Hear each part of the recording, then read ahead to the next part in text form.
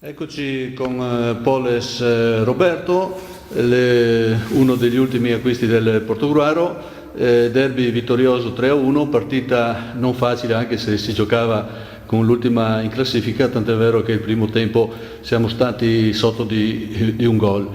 Cosa ti è sembrato dal campo e come vedi questo risultato? Beh, il risultato credo sia molto importante, soprattutto perché era un derby e qui è molto sentito il derby.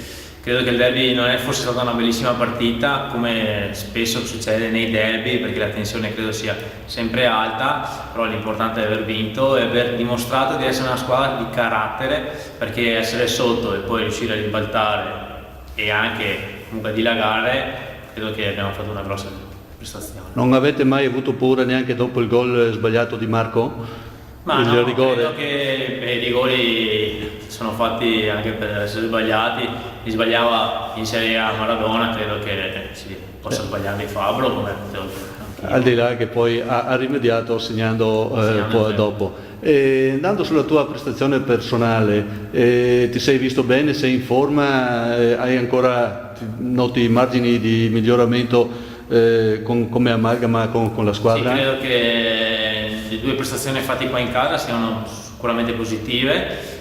Spero di far presto il primo gol al Mecchia, però credo che lavorando in settimana si può trovare ancora più affiatamento con i compagni.